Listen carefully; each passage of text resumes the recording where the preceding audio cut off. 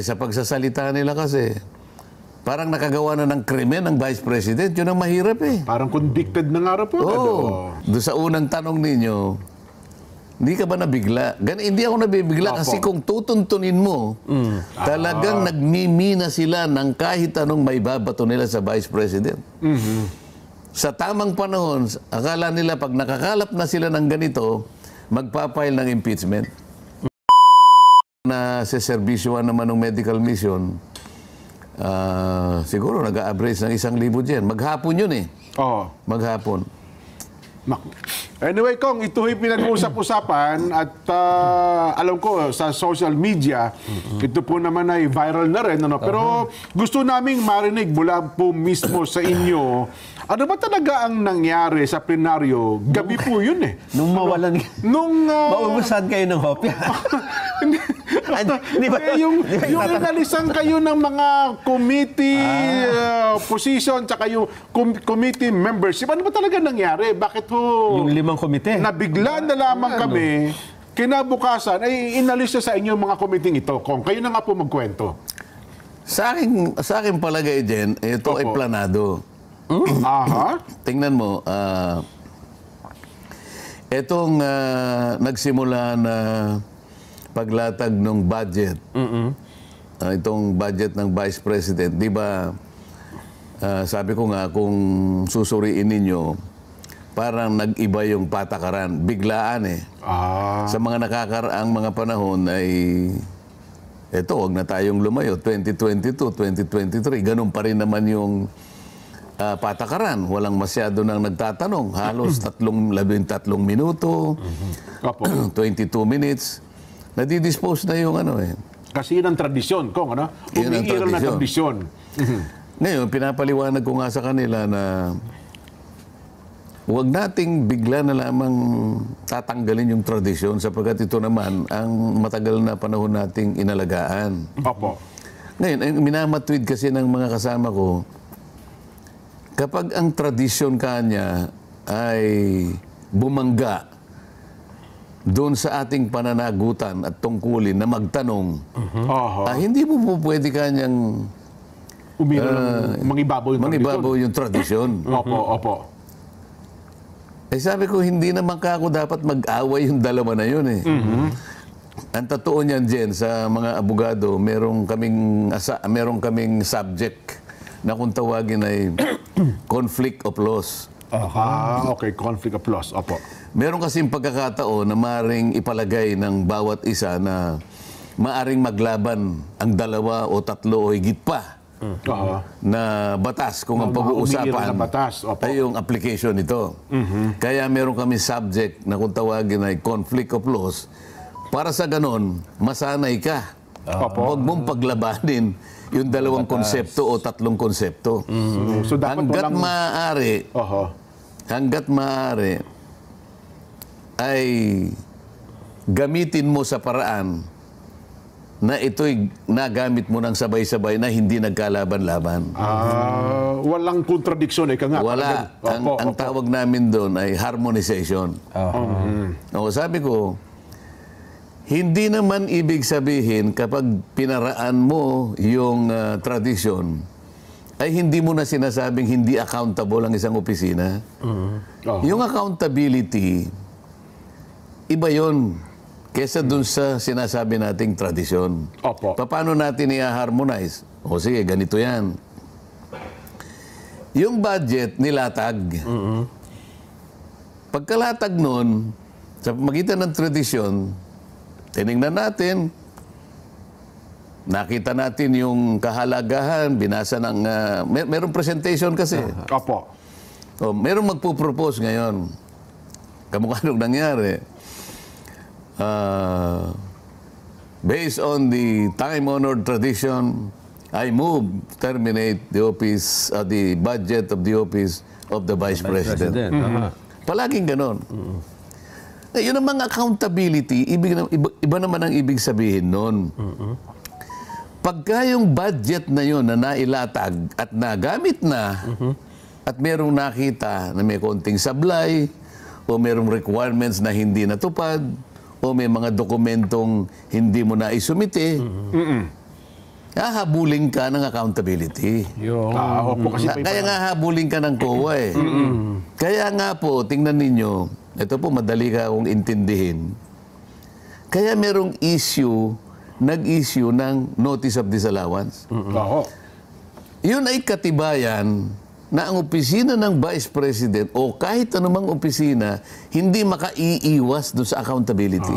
Pananagutan yun eh. Pananagutan niya po yun. Tama naman. Kaya nga, mag-i-explain siya, magpapaliwanag. Lamang dahil kay issue lang. Eh meron naman siya kakong period para sumagot sapagkat ang itinatadhanaan ng procedure ng COA eh binibigyan ka ng 6 na buwan para sumagot. Natural, hindi naman niya gusto magmadali sapagkat gusto niyang masinop siguro pati yung paraan ng pagsagot, pati yung extent ng explanation, gusto niya sigurong ayusin mabuti. Bakit ako magmamadali kung tutuusin? Meron akong 6 na buwan para sa ganun ay ayusin ko yung pagsagot. Lahat ng kakailanganin ay iisa-isain ko para sa ganun. Walang magkaroon ng duda sa aking isasubmit na paliwanag. Sa makatwid, kung mo ibinigay sa kanya yon Agosto 2024, meron siya hanggang Pebrero 2025. Kabibigay lang. Yun ang tinatanong ko. Eh bakit kayo pa ang gusto magtanong, hindi pa nga siya nakakapag-submit? Yun. Eh kung ang COA nga naghihintay pa eh. Ganun po yung proseso. Sabi niya, Ma'am Vice President, nag-i-issue po kami ng notice of disallowance po sa inyo. Sang-ayon po sa patakaran, ganito po ang ganito. Kaya hihintayin po namin ang inyong paliwanag. Di kayo meron kaming power of the force. Sino ba nagsasabi na wala sa atin ang power of the force? Wala nga eh. Ang sinasabi natin, may panahon para mag-account ang bawat isang departamento na na-issuehan ng ganong klaseng kautusan. Eh sa pagsasalita nila kasi, parang nakagawa na ng krimen ng Vice President, yun ang mahirap eh. Parang convicted na nga po. Eh pag tinatanong mo naman, naintindihan niyo ba yung nature ng notice of disallowance? Akala naintindihan daw nila. Kung naintindihan mo, walang krimen dyan. Magpapaliwanag siya. Kaya nga notice ko, di ba? Notice. Notice yan. It is a formal notice for the office of the Vice President to make an account. May tinanong pa kayo. Alin bang departamento walang notice of disallowance? Kaya nga. Diba?